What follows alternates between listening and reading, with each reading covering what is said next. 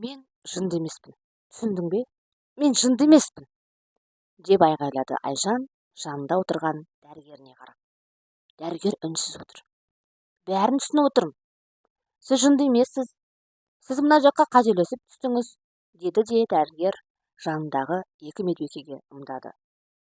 Екі медбике Айжанды күштеп кереуетке жатқызды.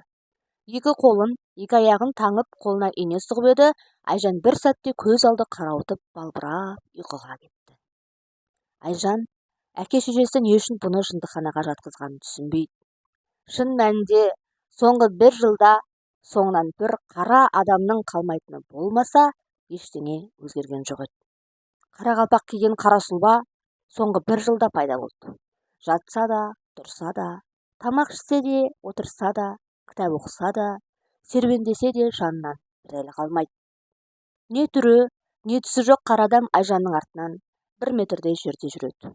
Не алдына шықпайды, не жанына келмейді, не сөйлемейді, жай ғана Айжаннан көз алмайды. Таңда көзін тырнап ашқанда 1 метр жерде ол да ұйықтап жатады. Құдды көлеңкесі іспетті. Бұл туралы Айжан алғаш рет анасына айтқан. Мама, білесіз бе, мына үйде менен басқа ешкімді көріп тұрған жоқсыз ба? Деді Айжан ас үйде күйбеңдеп жүрген анасының жанына келіп. Анасы абдырап қалды. Жан-жағына алақтап, жоқ, сен екеумізден басқа ешкім жоқ, Саят жұмыста, деді. Осы бөлмеде, тура анау жерде, деді Айжан саусағымен нұсқап. Бір қара адам тұр, сіз соны көріп тұрған жоқсыз ба? Не? Қандай қара адам? Деді анасы Айжан нұсқаған жақтан есікті ғана көріп. Ол жерде есік қана тұр. Ол тұр ғой, дәл есіктің жанында, әне, деді Айжан. Есік жаққа жақындап еді, қара адам ол жүрген сайын алыстап тоқтай бастады. Енді ана бөлменің тұсына қарай өтті ол қара албасты, деді Айжан. Анасының қолындағы ыдыс жерге түсіп шарт етіп сынды. Айжанның анасы есеңгіреп тұрып қалды. Бір сәтте есін жинап, сен жынданғаннан соңмысың? Деді де жерге сылқ етіп отырды. Арада бірер уақыт өткенде Айжан әке-шешесінің шақыртуымен жындыхана қызметкерлерінің қолына табысталды. Әке, мені шынымен сен де жынды деп ойлайсың ба? Деді қамқор әкесіне қарап. Қызым, кешір мені, бұлай істемеске амалым болмай тұр, деп әкесі төмен қарады. Ұлдан да қыздан да жалғыз қыздарының осындай күйге түскеніне ана жүрегі сен алмай, бір бұрышта жылап, анасы тұр.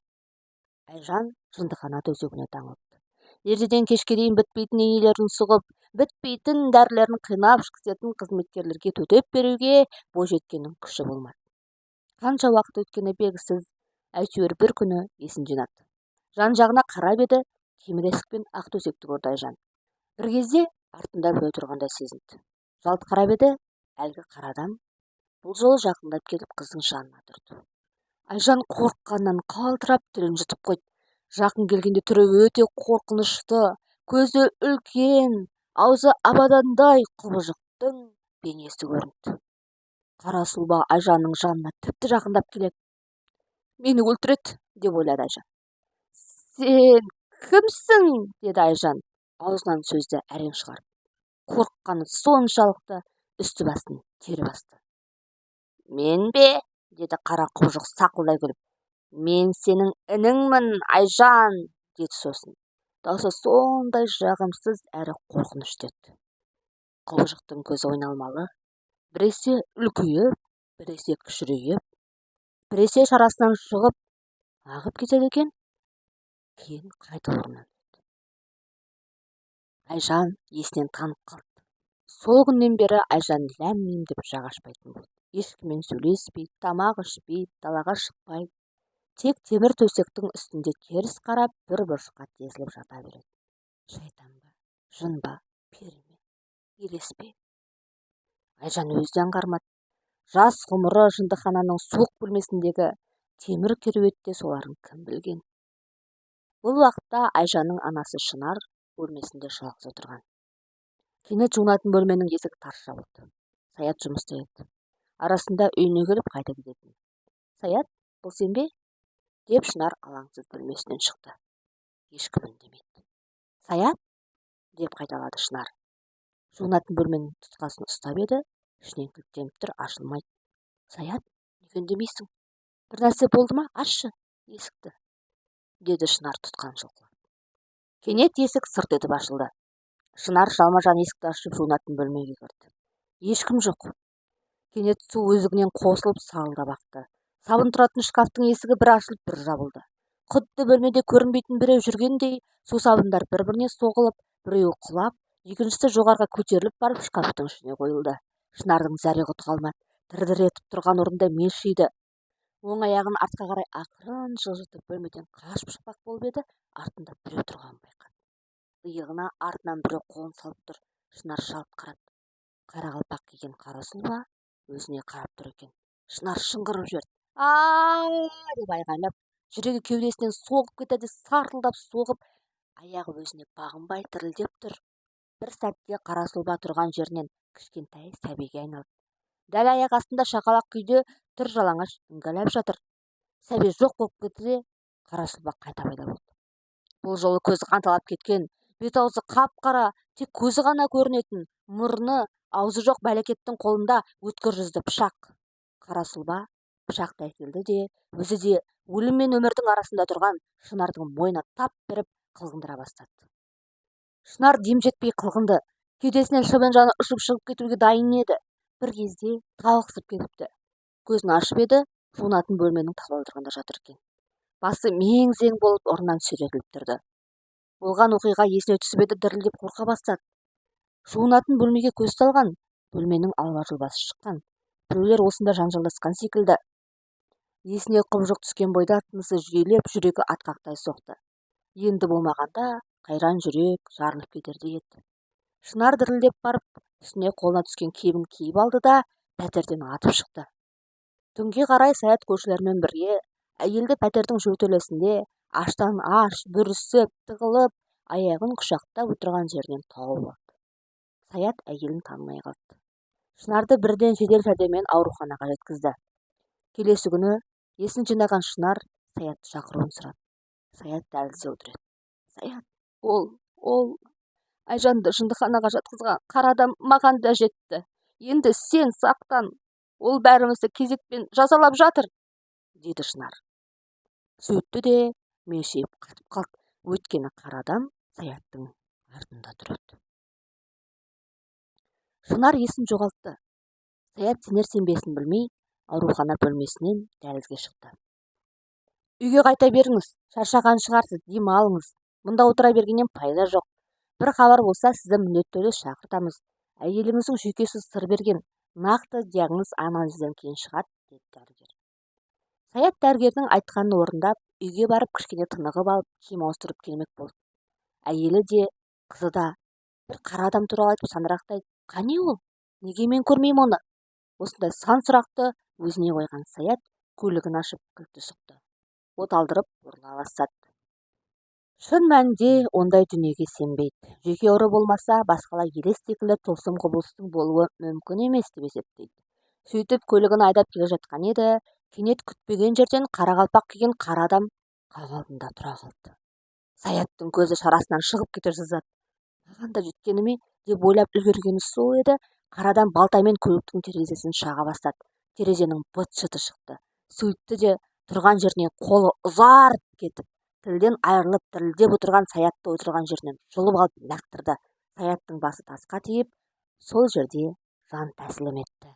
Бірер уақыттан кейін оқиға орнына келген полиция қызметкерлері болған жайтты жол апаты деп тіркеп, жүргізуші рөлге ие бола алмаған деп істі жылы жапты. Алайда машина жолда тұр. Жүргізушінің өз терезеден шығып, қалай мына жаққа дейін ұшып түсті деп бір-біріне қарап таңырқасты олар. Әлде біреу келіп арнайы өлтіріп кетті ме? Кім білген, өмірде нелер болмайды. Алайда қасақана қылмысқа қарағанда бұл оқыс оқиғаға көбірек ұқсайды деп ұйғарды екен. Осылайша бір отбасының ойраны шықты. Әкелері жолда жан тәсілім етіп, шешелері ауруханада ес-түссіз жатыр. Қыздары жындыхана төсегінде толықтай тілден айырылып жынды халіне түсті. Бұл жайт шын мәнінде біреудің кек іспеттеді. Бір білсе, бұл оқиғаның құпиясын өздері ғана біледі. Бірер күннен соң есін жиған Шынар бірден қызына апаруын сұрады. Қызым, шындықты білу керек, деді Шынар. Шешесі келіп тұрғанын естіген Айжан теріс қарап жатқан күй бұрылмады. Өйткені өмірден баз кешкен бойжеткенді енді ешкім емдеп жаза алмайды. Өміріне нүкте қойып үлгерген. Қызым, мұның барлығын мен кінәлімін, деді Шынар. Қызының бейшара халін көріп жүрегі шым етсе де сыр білдірмей. Өтінем, шыға тұрасыздар ма? Қызыммен оңаша сөйлессем деп едім, деді жанындағы медбикелерге қарап. Бәрі шығып кеткенде Шынар әріден бастап өз шындығын айтты. Осыдан бірнеше жыл бұрын сен 6 жасқа толғанда құрсағыма бала бітті. Бала өсіп ішім шыға бастағанда әкең екеуміз ол баланың ұл екенін білдік. Қатты қуандық. Әкең тіпті сол күні достарын шақырып, үйде ұлан-асыр той болған. Алайда қуанышымыз көп өтпей су сепкендей басылды. Өйткені ол баланы дәрігерлер көзі жоқ, іштегі бала соқыр болып туылуы мүмкін деді. Соқыр баланы өмір бойы бағуға дайынсыңдар ма деп сұрады олар. Біз дайын емес едік. Баланы алдыру шешімі оңай болған жоқ. Мен көп жыладым. Әкең де қатты қиналды. Сен әлі баласың, ештеңе білмейсің. Сөйтіп жүріп, 1000 ойланып, 100 толғанып, баланы алдырып тастадым.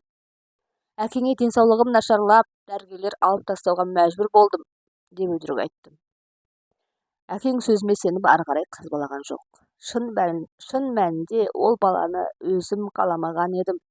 Босанып алып маған масыл болғанын қаламадым. Саған да, маған да тыныштық бермей жүрген сол сенің інің, деді Шынар көз жасы тоқтамай. Ең қиыны, мен күнәһар болсам да, осы ісіме әкең өмірімен жауап берді. Әкеңді өлтірген сол, деді әйел булығып. Айжан тұры бермеді. Оған өмір мәнсіз еді. Әкесінің өлгенін қазір естіп жатса да, ол үшін бұл жалғанда қызық қалмаған. Өйткені күні-түні жанында аңдып жататын қара сұлбаға мойынсұнған соңғы сәтін, ажалын күтіп жатқан еді. Ең ауыры, анасының күнәшісі үшін бұл неге жазаланып жатыр? Осы сұрақ көкейін өртейді. Кешір мені, ұлым. Мен бейбақты кешірші. Аяғыңа жығылайын, деді Шынар, қара сұлбаны көріп тұрмаса да, осы жерде екенін сезіп. Қарадам Айжанның жанында жатқан. Айжан оған ет үйреніп, кейде айғайлап ұрсады, кейде төбелеседі, кейде татуласады. Сен анамды кешір, менің де жанымды бұдан былай қинама, деді Айжан әлсіз үнмен. Әкемді өлтірген дұрыс болмады, оның жазығы жоқ еді ғой. Қара сұлба кенет орнынан тұрып үлкейе бастады. Алып қара түнекке айналды. Екі көзі ойнақшып, көзінен қызыл жалын атып, екі аяғын баса алмай арбада отырған Шынарды шырқ үйірді. Шынар айғайлап, шыңғырып, шыбын жаны үшін күресіп жатыр. Алайда кек қылған елес әйелдің жанын алмай қоймайтыны анық еді. Кенет Шынар айналып келіп еденге тарс етіп құлап түсті. Жұлыны үзіліп мерт болды. Осы сәтте Айжан орнынан тұрып: Жетер, әкемді де, шешемді де алдым. Кегің қайтты ма? Енді маған тыныштық бер. Кет, деп қара сұлбаға қарай ұмтылды. Осы сәтте қара адам көзден ғайып болды. Айғай-шуды естіп, есікті ашып кірген жындыхана қызметкерлері еденде қанға боялып жатқан Шынарды, шашы жалбырап, шешесінің жанында дір-дір етіп тұрған Айжанды көрді. Сен шешеңді өлтірдің, деп жындыхана қызметкерлері Айжанды кереуетке атып ұрып, ащы инені тамырына тыға бастады. Ажалым емес, ажалым болдың, өмірімді ойран еттің, деп ішінен ғана күбірлеп жатқан Айжан шешесін өлтірді деген атқа қалып, өмір бойы маңдайына қара таңба басылған түсінді. Әңгіменің соңы.